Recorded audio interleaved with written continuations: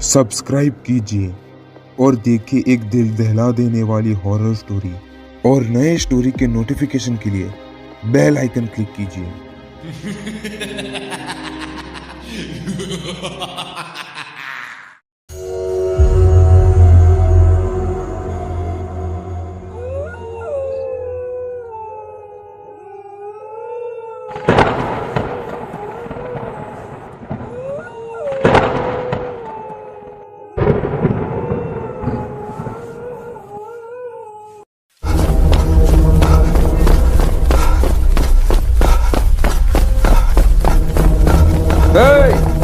पकड़ो पकड़ो उसे। देखो देखो भागने ना पाए। पकड़ो उसे, जल्दी करो। नगीन दास, जाओ जल्दी से सरपंच जी को खबर पहुंचा दो कि मंगल सिंह भाग गया है। जाओ। ठीक है, तुम पकड़ लेना उसे, मैं अभी आता हूँ।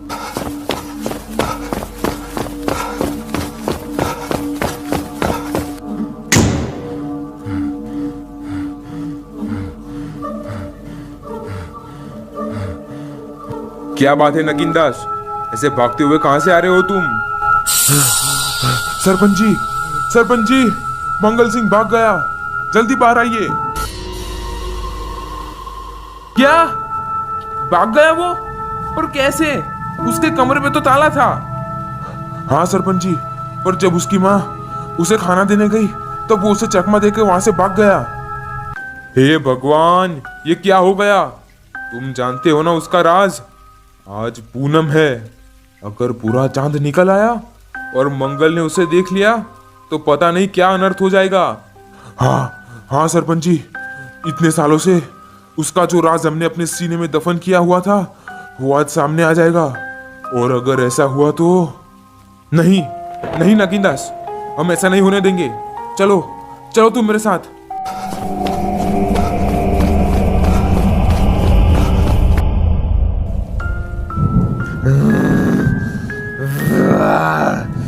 मैंने कहा छोड़ दो मुझे। आज पूनम है, तुम मुझे नहीं जाने दोगे तो वो लोग आ जाएंगे और तुम में से कोई नहीं बचेगा।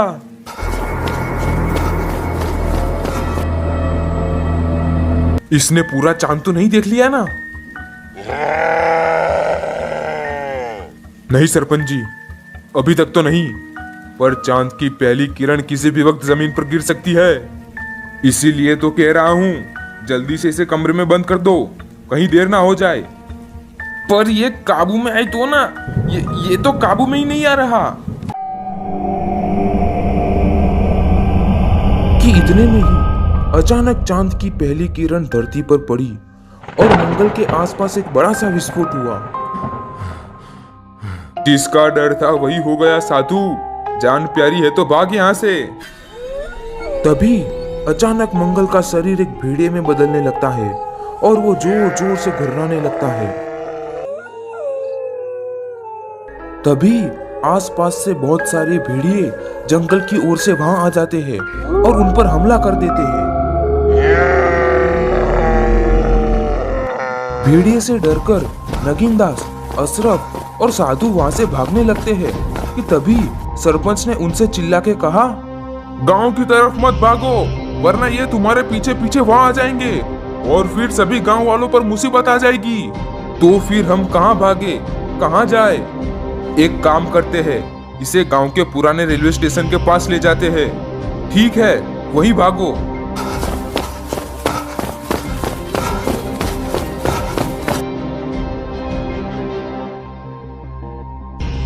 अरे आप सब लोग इधर क्या कर रहे हैं? वो हमारे पीछे पड़ा है।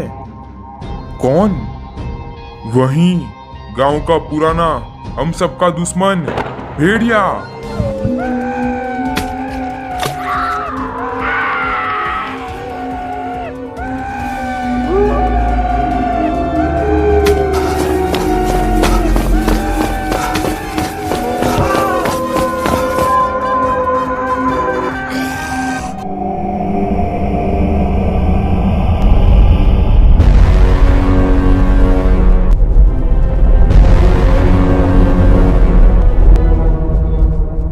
अरे ये बिगुल की आवाज, लगता है कि गांव में कोई अनहोनी घटी है। सुजाता, जल्दी चलो,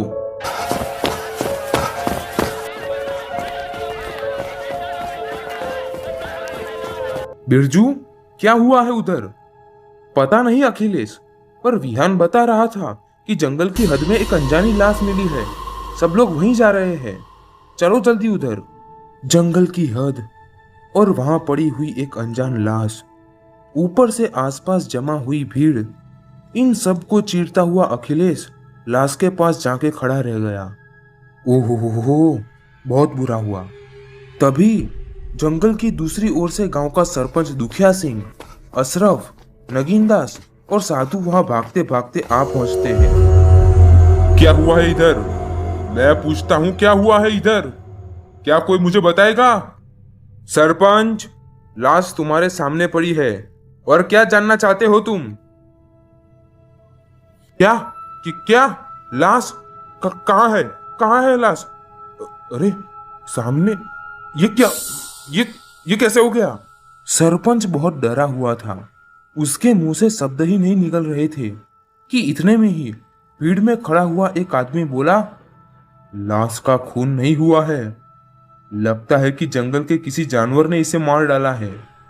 तुम्हें कैसे पता? ध्यान से देखो, इसके शरीर पर नाखून के निशान हैं, और ये किसी इंसान के नहीं लगते, ये तो किसी जंगली जानवर के हैं। पर हमारे जंगल में तो कोई जंगली जानवर है ही नहीं। जंगल में नहीं है, पर गांव में तो है।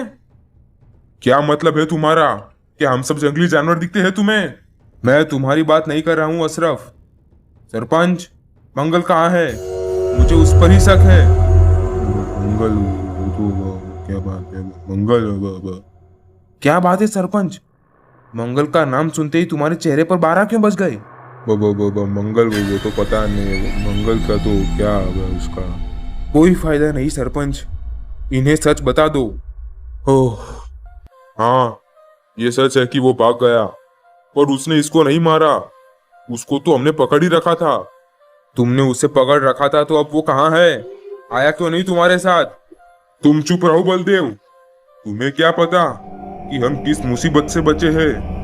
हमने उस संकट को नजदीक से छुआ है और जिंदा लौटे हैं हम।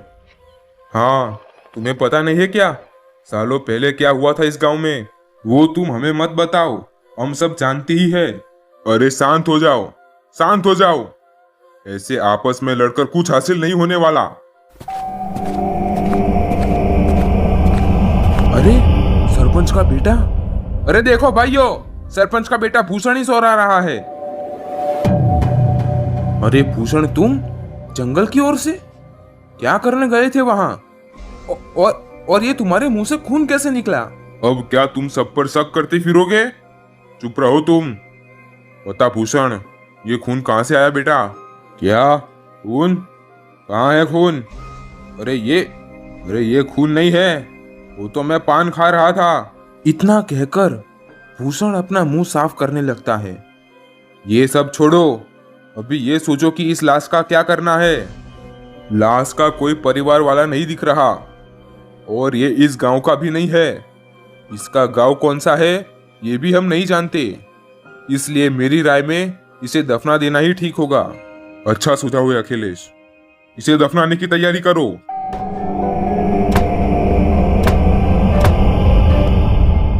लाश को दफनाने के बाद सभी अपने अपने घर की तरफ निकलने लगे कि सरपंच ने अखिलेश, नगीनदास और अशरफ को अपने घर चलने को कहा। सरपंच की बात मानकर तीनों उसके घर पर पहुंच गए।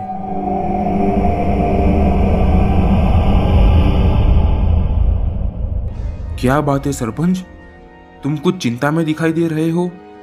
बात चिंता वाली ही है अखिलेश, क्योंकि आज हमने जो देखा वो बड़ा विचित्र और भयानक था। ऐसा क्या हुआ सरपंच? कुछ देर पहले की ही बात है। हमने मंगल को पकड़ा हुआ था, पर जैसे ही चांद की किरण धरती पर पड़ी, वो भेड़िए में बदल गया। हर पूनम की रात वो भेड़िया बनता ही है सरपंच, इसमें नया क्या है?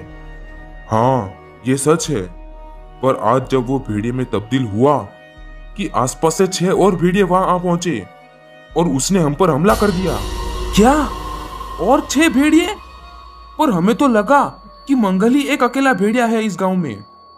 हमें भी आज ही पता चला अखिलेश कि मंगल अकेला नहीं और 6 मतलब कि कुल 7 भेड़िए हैं और वो जंगल में ही मौजूद है इस वक्त। मतलब कि तुम लोग मंगल को नहीं पकड़ पाए। इसका मतलब अब जंगल से जाना मुश्किल हो जाएगा और इतने बड़े जंगल में हम उन्हें कहाँ ढूंढते फिरेंगे। एक और बात है जो हमने सबसे छुपाई। कौन सी बात है? देखो, मुझसे कुछ मत छुपाओ, बताओ क्या बात है। अब जब जब उन भेड़ियों ने हम पर हमला किया तब तो तुम्हारा तब क्या सरपंच, तब क्या हुआ था बताओ। तब भेड़ियों ने हम पर हमला किया तब तुम्हारा भाई गौतम भी वहीं मौजूद था। तब तुम्हारा भाई गौतम मुझे माफ कर देना अखिलेश, हम गौतम को नहीं बचा पाए। नहीं नहीं नहीं नहीं, ऐसा नहीं हो सकता सरपंच। कह दो कि तुम झूठ बोल रहे हो सरपंच, मेरा भाई नहीं जा सकता। सरपंच संभालो, अपने आप को संभालो अखिलेश। हमने भी अपने परिवारजन इनमें गवाए हैं और इसमें मंगल की कोई गलती नहीं है। उसके भेड़िए बनने के पीछे हमारी ही गलती थी, तुम्हें पता। चुप रहो, मुझे लगता है कि बाहर कोई है। सरपंच ने खिड़की में से देखा तो बलदेव वहां खड़े खड़े उनकी बातें सुन रहा था। बलदेव सरपंच को देख गया और तुरंत वहां से भाग गया। बलदेव सब जान चुका है, अब वो सब गांव वालों को बता देगा। नहीं नहीं, ऐसा नहीं होना चाहिए सरपंच। वो कुछ बोले उससे पहले ही उसका मुंह बंद कर देना होगा। जल्दी चलो मेरे साथ, तुम लोग जल्दी चलो। वो ज्यादा दूर नहीं गया होगा, हमें उसे पकड़ना ही होगा हम सब के लिए। जल्दी चलो।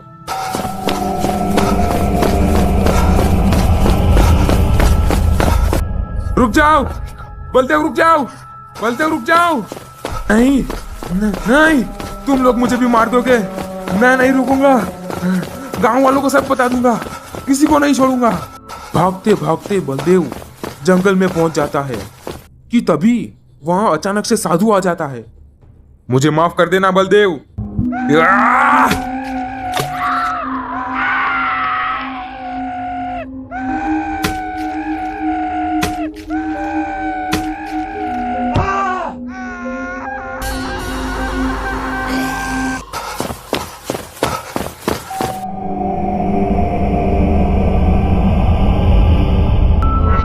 अरे साधु, तुझे कैसा पता चला कि हम यहाँ हैं? और ये क्या किया तूने इसे मार डाला? हाँ साधु, इसे जिंदा भी पकड़ा जा सकता था, हम इसे कमरे में बंद कर देते। ये क्या किया तूने, इसे क्यों मारा साधु? सरपंच ने बताया था, पर यह जरूरी था। हमारे राज को बचाने के लिए इसका मरना जरूरी था। हाँ, जो कोई भी हमारे राज के बारे में जानेगा उसका यही हश्र होगा।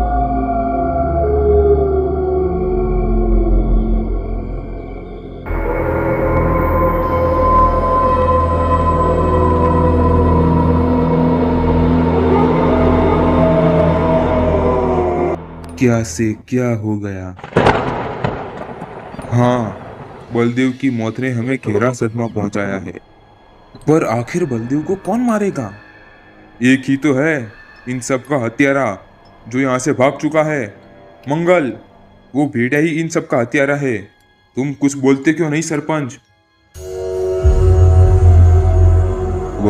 हाँ हाँ हाँ, तुम्हारी बात ठीक है, और ये बात जो मैं अभी बताने जा रहा हूँ वो तुम सबके लिए एकदम नई और बेहद डरावनी है।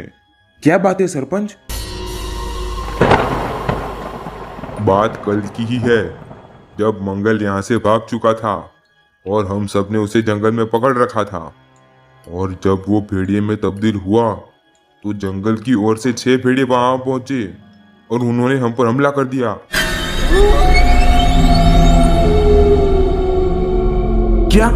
ये क्या बात करते हो तुम सरपंच? इस इलाके में इतने सारे भेड़िए एक साथ कहां से आ गए? इनसे डरावनी बात तो ये है कि वो सातों के सातों अभी भी इस जंगल में ही मौजूद है। अगर वो सब भेड़िए यहाँ आ गए और हम पे हमला कर दिया तो? ऐसा नहीं होगा। उन भेड़ियों से बचने का एक ही उपाय है। वो क्या सरपंच? यही कि वो भेड़िया आंख से बहुत डरते हैं, आग ही उन पे काबू कर सकती है। तो अब हम कहीं भी जाए साथ में चलती मसाले अपने साथ में ही रखे। सभी लोग नगीन दास की इस बात से सहमत हो गए और ठीक वैसा ही करने लगे।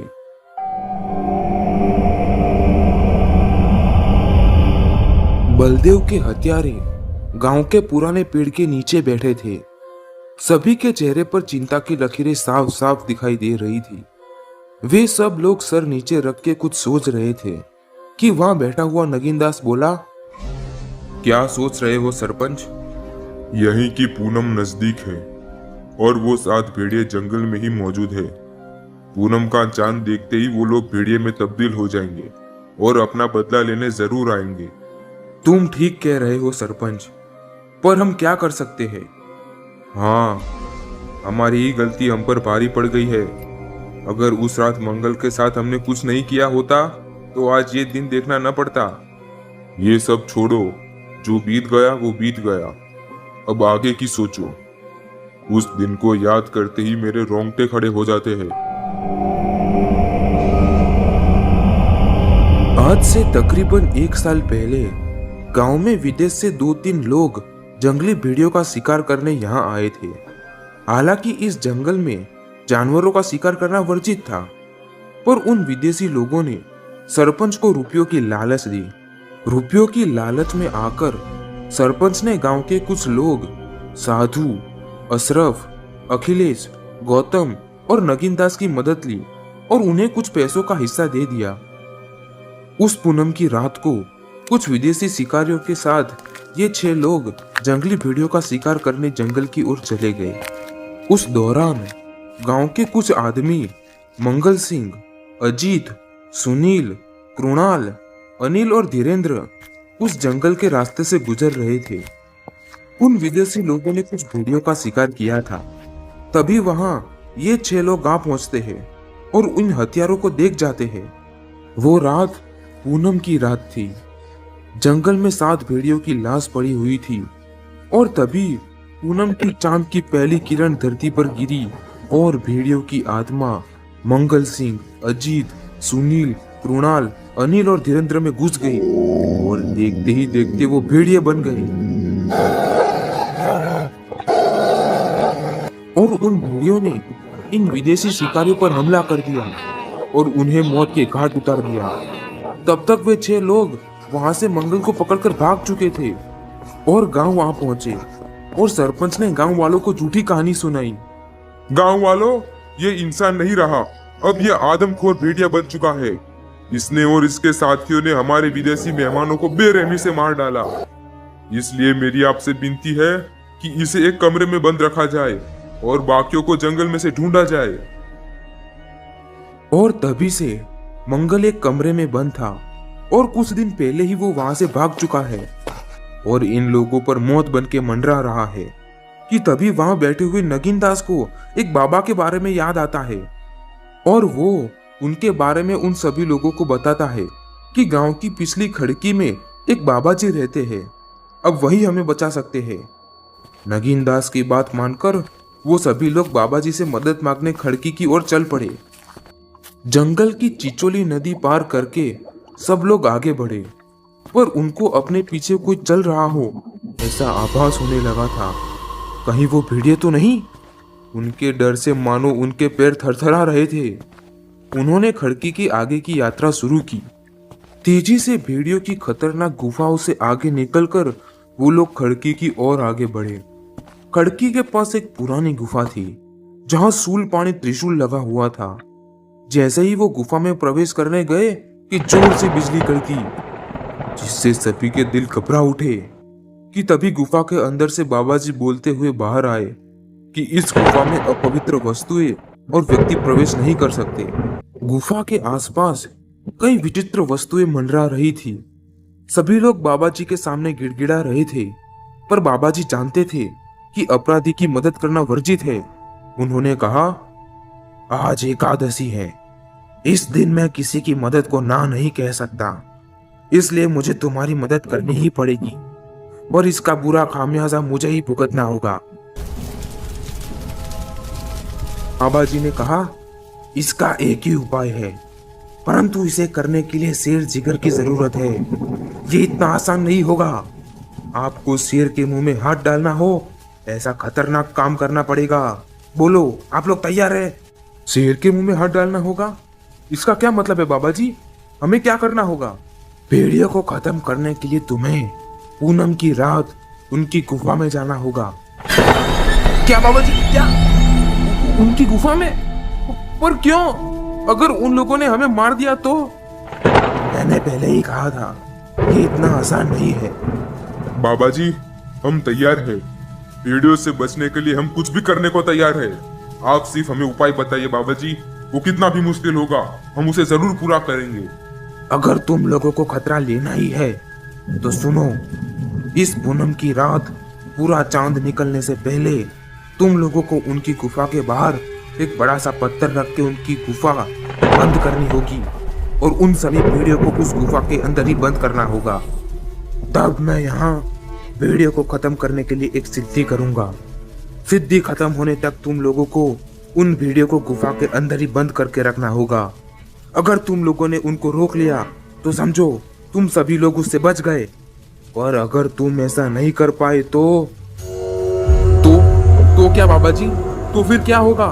तो फिर समझो उनसे तुम्हें कोई नहीं बचा पाएगा। जब पूनम का चांद सवेरे दृश्य हो जाएगा और वो लोग वापस इंसान बन जाएंगे तो फिर उन्हें मारना तुम लोगों के लिए आसान हो जाएगा। पर यह बात याद रखना, गुफा का मुंह बंद करते समय अगर किसी ने भी तुम पे हमला कर दिया तो तुम भी भेड़िया बन जाओगे। अब जाओ, पूनम की रात का इंतजार करो। बाबा की सलाह मानकर सभी वहां से जाने लगते हैं कि तभी गुफा के बाहर सरपंच का बेटा भूषण खड़ा था। क्या बात है भूषण, तुम यहाँ? क्या चाहिए तुम्हें? कुछ नहीं पिताजी, मैं तो बस आपको ढूंढने आया था। आप ठीक तो है ना? मैं ठीक हूँ बेटा, जल्दी चलो यहाँ से, ये इलाका बहुत खतरनाक है। चलो सभी लोग यहाँ से।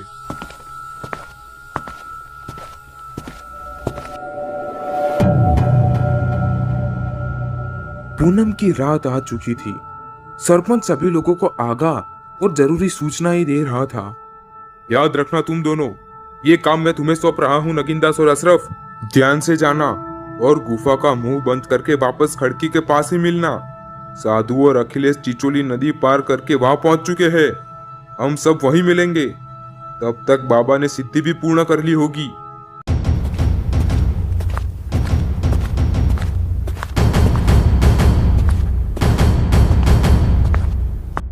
भूषण बेटा, मैं जा रहा हूँ।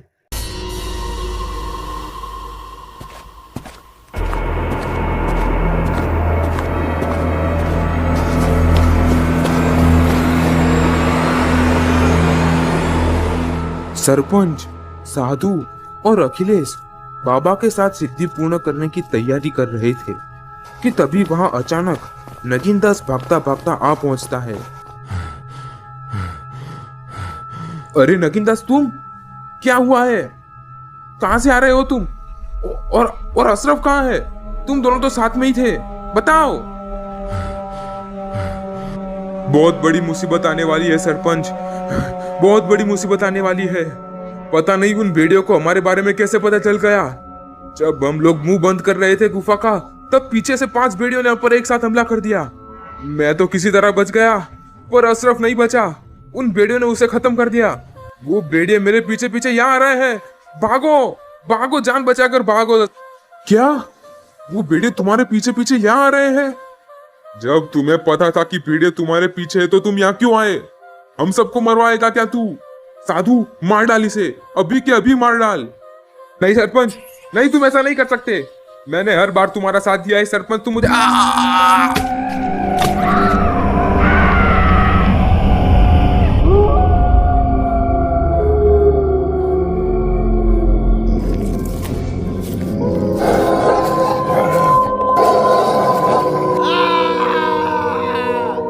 भेड़िए आ गए सरपंच, भेड़िए यहाँ आ गए। अब कौन बचाएगा हमें? आखिर कौन? बाबा जी, बाबा जी हमें बचा लीजिए, बाबा जी हमें बचा लीजिए। भेड़ियों के यहाँ आने से पहले सिद्धि पूर्ण होना नामुमकिन है। अगर तुम सभी को बचना है तो भाग जाओ यहाँ से, भाग जाओ यहाँ से। जैसे ही वो सब लोग भागने जाते हैं कि तभी अचानक 7 भेड़िए वहां आ जाते हैं। तभी वहां से एक भेड़िए ने साधु, दूसरे ने अखिलेश और बाकी ने बाबा जी पर हमला कर दिया और उनको मौत के घाट उतार दिया। तभी वहां से एक भेड़िए ने सरपंच को उठाकर जमीन पर पटक दिया। तभी आसमान में सुबह होने के अंसार दिखने लगे थे। तेज बारिश भी शुरू हो गई थी। मुझे माफ कर दो मंगल, मुझे माफ कर दो। मुझसे बहुत बड़ी गलती हो गई, मुझे माफ कर दो मंगल।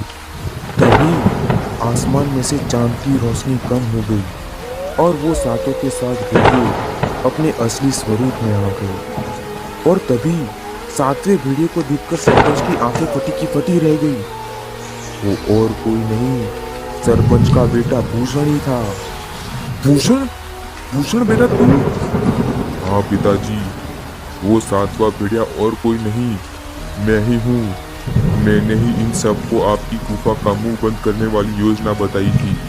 मेरी ही वजह से आज आपके सारे साथी मुर्दा बन चुके हैं। पर तू भेड़िया कैसे बना भूषण? तू भेड़िया कैसे बना? उसी दिन जब आपने विदेशी लोगों के साथ मिलकर भेड़ियों का शिकार किया था, उसी रात मैं जंगल के रास्ते से गांव आ रहा था कि रास्ते में ही भेड़ियों के एक झुंड ने मुझ पर हमला कर दिया और उनके हाथों मेरी मौत हो गई। और उसी दिन से मैं भी भेड़िया बन चुका हूँ। हाँ सरपंच, तू आदमी की काल में शैतान है।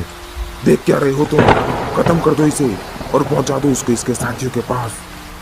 नहीं नहीं, मुझे नहीं मार सकते तुम लोग, मुझे नहीं